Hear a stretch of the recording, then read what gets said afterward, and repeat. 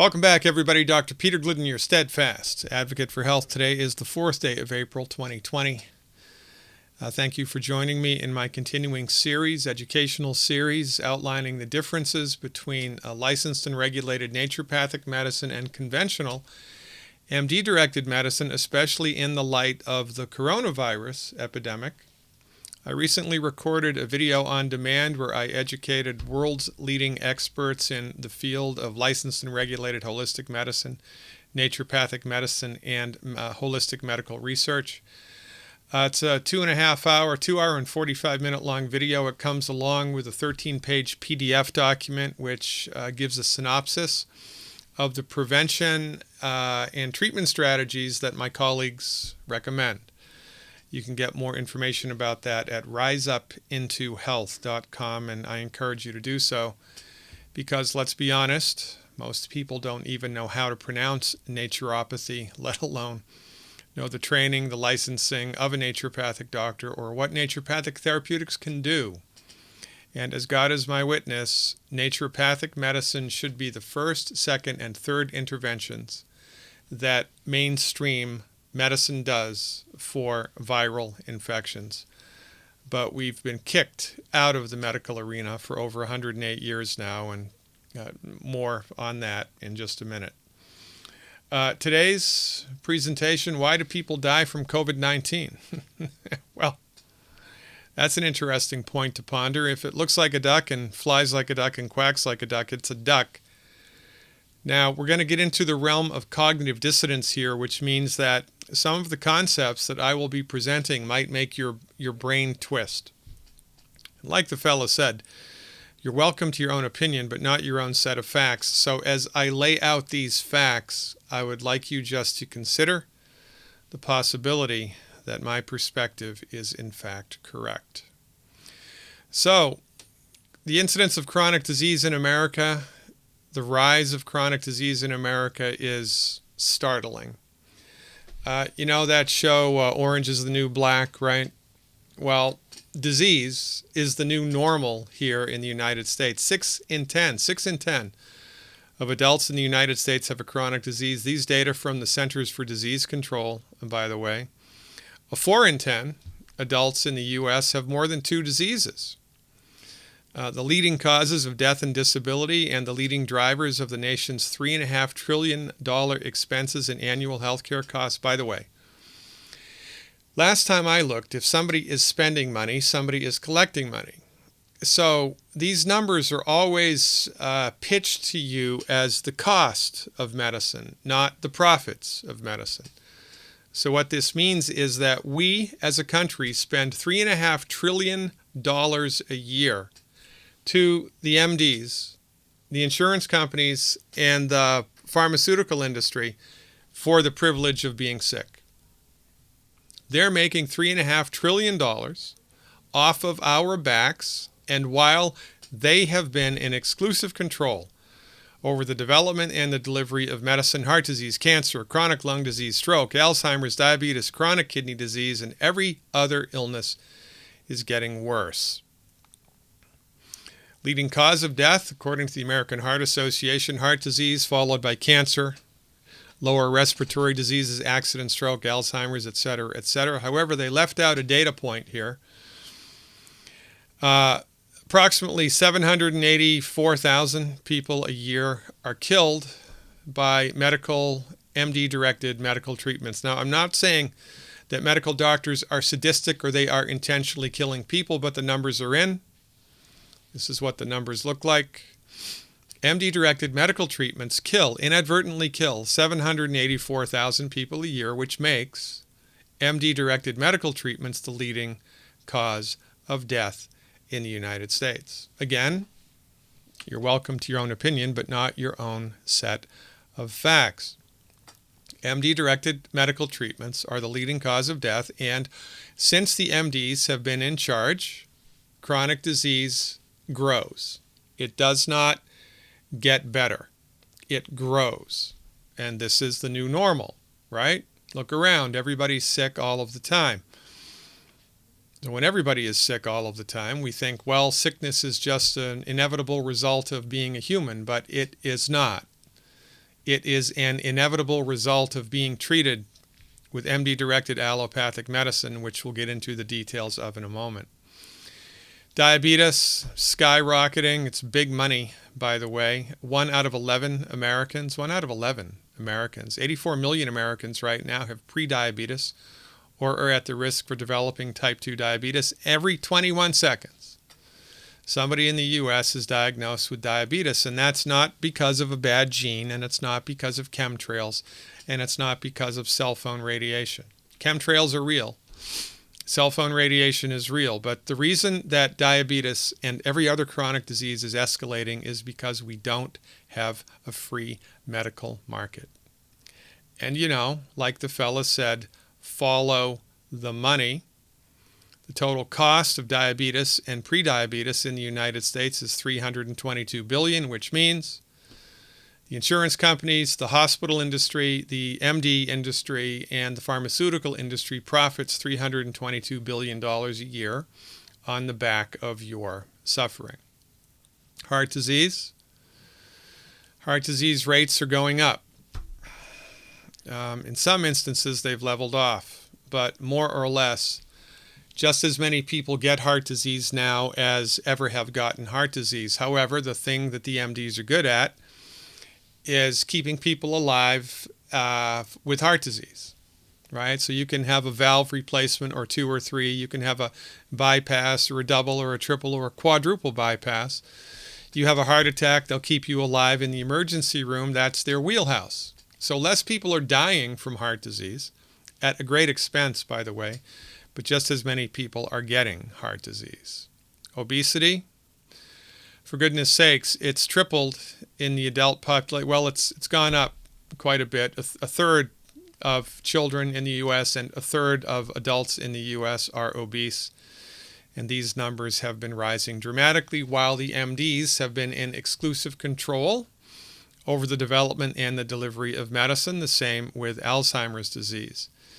The Alzheimer's disease predictions are biblical and startling, as are the predictions for autism.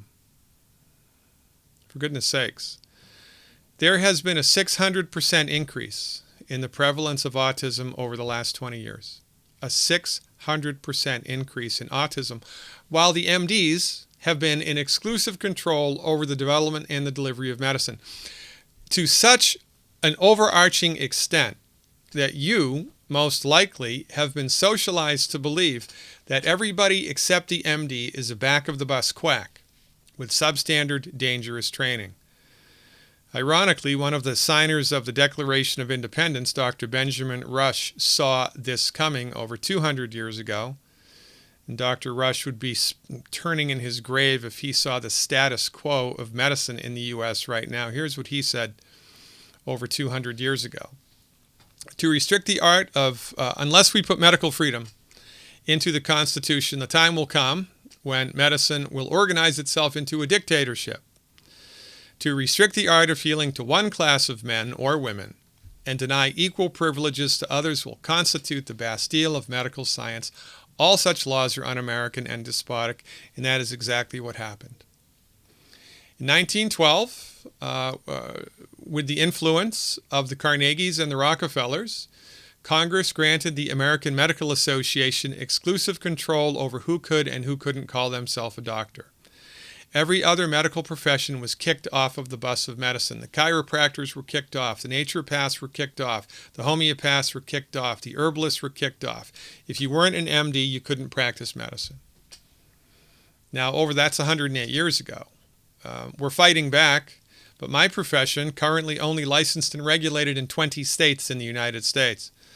Does that mean that the laws of nature or science change if you cross a state line? No. It is a turf war exclusively. The pharmaceutical industry and the MDs do not want you to know about my profession. They do not want you to have access to my profession. And inquiring minds would like to know who made the MD king. I mean, why is it the American Medical Association gets to say who can practice medicine and who can't? Why is it that the Food and Drug Administration has exclusive control over what passes as medicine? Did you know that in the United States of America, the only thing that can treat a disease is a drug? Did you know that? So that means if I discovered that buttercups, cured kidney cancer, that the Food and Drug Administration would make the buttercup medicine into a drug and you would only be able to get it if it was prescribed by an MD. Did you know that? Well, probably not, because that's what happens inside of a monopoly.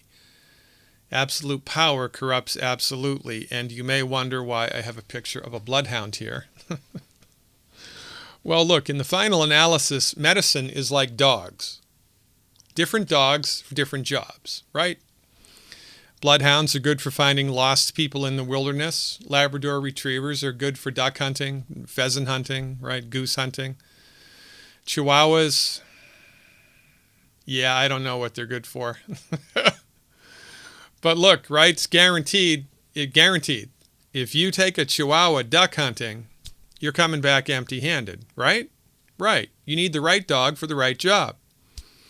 Now, your medical doctor, your MD, may be the nicest person God ever created, but your medical doctor is not trained in medicine. Nobody's trained in medicine.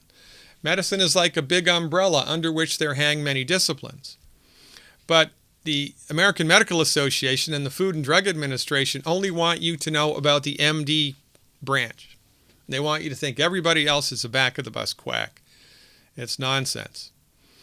Your medical doctor is not trained in medicine. They're trained in allopathic medicine.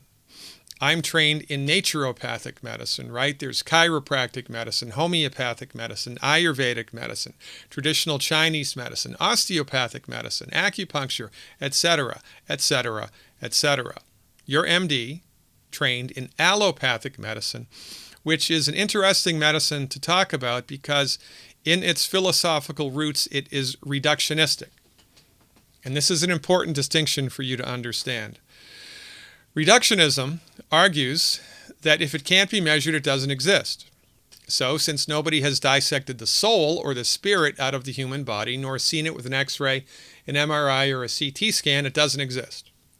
So, your medical doctor practicing allopathic medicine is trained to believe that your body is a machine made of parts waiting to break, a biochemical machine waiting to break. There's no such thing as the soul. There's no such thing. Consciousness is a function of the brain chemistry. Consciousness does not exist independent of the brain. The body doesn't really have an inherent ability to fix itself, and illnesses must be managed with drugs. Sorry for the little typo there. This is a very important point for you to ponder. Your medical doctor is trained not to attempt to bring a person into a state of health. They're attempted to manage symptoms with drugs, right? So you get heartburn. Your health isn't restored. Your heartburn is managed with the heartburn drug. Your arthritis isn't eliminated. It's managed. Your asthma isn't eliminated. It's managed, and so forth and so on. This is the new normal. Orange is the new black, right? Everybody is on prescription medications all of the time, and the prescription medications do not bring the system into a state of health. They sweep symptomology under the rug and weaken the system over time. Now, this is in direct contradistinction to holistic medicine. And by the way, every medical discipline on planet Earth, except the MDs and the osteopaths, espouse a holistic medical philosophy.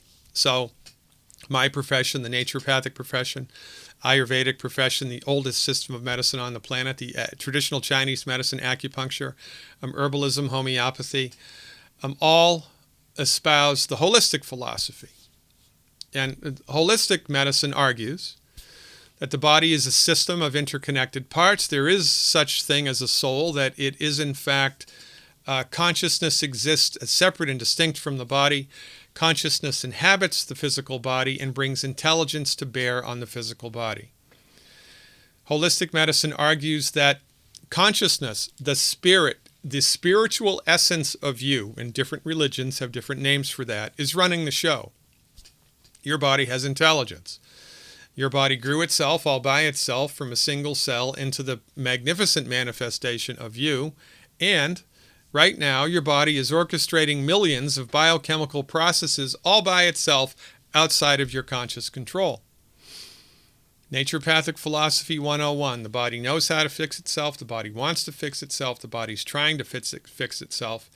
And it therefore becomes the naturopathic doctor's job, the holistic doctor's job, to develop and deliver treatments which support your body's ability to fix itself, i.e., to bring your body into a state of health.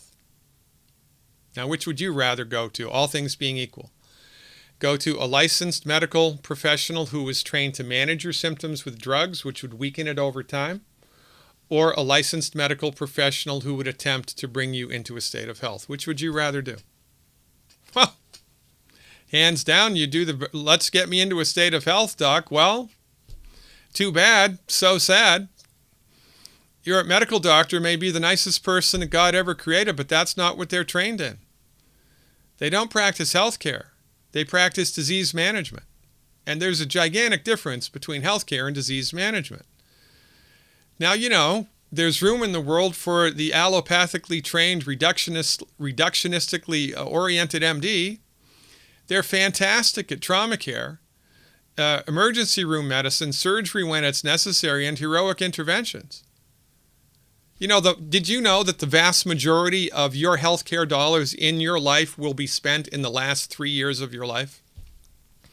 Through all kinds of heroic interventions which attempt to add 24 more hours to your lifespan. Well, isn't that great? Look, if you have a bullet in your leg, heaven forbid, or you know, a broken bone or a bleeding artery, get thee to the MD because that's their thing. And oh, by the way, all of the leading innovations in medicine in the last 100 years have been with technology. Better diagnostic equipment, better emergency room equipment, better drugs for surgery, better surgical equipment, surgical procedures. But for chronic disease, let me say it one more time with emphasis, for chronic disease, MD-directed allopathic pharmaceutical centrist treatments do not make people healthy. Oh, by the way, they're the leading cause of bankruptcy in the United States. Why is that? What's the most expensive medicine? It's the medicine that doesn't attempt to cure the condition. And they're the leading cause of death. Well, wrong dog for the hunt, right? Wrong dog for the hunt. But because of the monopoly which has existed for 108 years. You look around, the only medicine practiced in your hospital is MD medicine. The only medicine your insurance pays for, MD medicine. The only medicine that they make TV shows about, MD medicine. The only medicine that they do research on at the university you graduated from, MD medicine. Therefore, it's easy for you to think that, well, the MDs must be better at what they do than everybody else because they're number one. But the reason that they are number one is because they kicked everybody else off the bus. And they've maintained their position at the top with the unimaginable political power and wealth of Big Pharma. And look, thank God for Novocaine, thank lidocaine, thank God for insulin, thank God for the sterile technique and, general anesthesia during surgery. Naturopathic doctors are not against pharmacy. You know, sometimes it'll save your life and it's necessary. We are against medical treatments which weaken the body over time and fail utterly to bring the patient into a state of health. So, you go down the road of life, you experience a stress which is too much for the body, your body is destabilized and becomes symptomatic, a disease is born. You go to an MD, they have no idea what causes the disease. They have no idea how to cure the disease. So you're given a prescription medicine to manage the disease. And then a couple of years later, it stops working. So they increase the dose or they add a second medicine. And then you get another illness. You get another medicine for that and then another medicine and then another medicine. And then, you know, by the time you're 65 years old, you're in a world of hurt, for goodness sakes. And then, heaven forbid, you experience a virus, you get infected with a virus or a bacteria, and you're going down for the count because your body was weak. Not because you got older, but because you took the wrong dog to the hunt. every day of your life. And don't even get me started on medical insurance premiums. What are you paying for when you're buying medical insurance? You're betting that you're going to get sick, number one. And number two, when you do get sick, your medical insurance only gives you access to a type of medicine which manages your symptoms and which weakens you over time. Oh, did I mention life expectancy getting shorter while the MDs have been in charge? It's nuts, for goodness sakes. Now look, I have a lot of friends who are MDs, right? Most of whom are surgeons, because that's their wheelhouse, and they all agree with me that this isn't about, MDs are horrible and bad and naturopathic medicine is the best thing since the sterile technique. We need a free medical market. We do.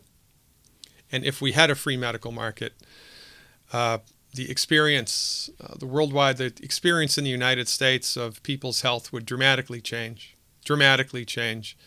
And there would be much less negative effects from things like viral epidemics. So, heaven forbid you become infected with, influenza or with this coronavirus. Here's what happens if you go to the hospital. This is all that happens, all that they do. They put a finger clip on you to check your oxygen levels in your blood, and if the oxygen levels get low, they put the cannula in, give you oxygen. Or if the breathing gets really, really bad because the particular coronavirus affects the lungs, they'll put you on a ventilator which breathes for you. You'll also get a COVID-19 test. They put a cotton swab up your nose, but that test only tests positive if the swab encounters a virus particle. What if the virus particle is a centimeter away from where the swab was or further down in your lungs? Not going to detect it. Not even sure why they do that test. They'll give you an X-ray, or no, they won't. They'll give you a CT scan because they have the CT machine in the hospital and they have to pay for it. So they'd rather give you a CT scan, which they can charge your insurance $2,000 for, than an X-ray, which they can only charge your insurance $500 for. That's how it goes. Then they give you IV fluids. Keep their fingers crossed and hope that you don't die, and that's the extent of their treatment. Now, the Trump administration just allowed the Food and Drug Administration to approve the use of a drug called Plaquenil, hydroxychloroquine, for the treatment of coronavirus. And you want to know how that drug works? It suppresses your immune system. That's right. It suppresses your immune system. Why is that a good thing? Well, because the way that these people think, when you become infected with a virus and your immune system becomes active, sometimes it can become overactive, and that's what causes extra mucus production and extra congestion in the lungs and extra tissue destruction. So let's knock down the immune system. Well, seems like probably not a good idea to me to do that. But nonetheless, this is their treatment strategy. This is their philosophy. This is what they do because it's what they were trained in. But from my point of view, juvenile. It's flipping juvenile. Wouldn't it be better to give the body nutrients and botanical medicines and homeopathic treatments, which have been proven, by the way, to bolster the immune system, to upregulate the immune response, to help the body recover from viral infections faster and easier? Wouldn't that be a better idea? How about food? Let's talk about food. Well, you're just going to get Jell-O in the hospital, right? For goodness sakes. It's inside out, upside down, and backwards simply because nobody even knows how to pronounce naturopathy, let alone know what the training of a naturopathic doctor is or what the possibilities of naturopathic treatment are. So to educate yourself more about this, if you have been enlightened here and you would like to find a local, licensed and regulated naturopathic doctor, visit this website. They keep a running list, naturopathicmedicineinstitute.org. The naturopathicmedicineinstitute.org is a really good place to go for information about naturopathic medicine and to find a directory of naturopathic doctors in the United States. You can also visit my website, riseupintohealth.com, where I have all kinds of instructional videos like this, which walk you right through the simple steps, often the simple steps necessary to get on the other side of health, in a positive way. And this is what we're up to, increasing health in a positive way. Isn't that a smart thing to do? I think that's a smart thing to do. If you haven't already, please check out my video on demand title, Shining Light on Coronavirus Madness. You can pick it up at riseupintohealth.com. Hope you learned a thing or two. Appreciate your time. God willing, in the creek don't rise. I'll see you next time. I am and always will be your steadfast advocate for health, Dr. Peter Glidden. See you around campus.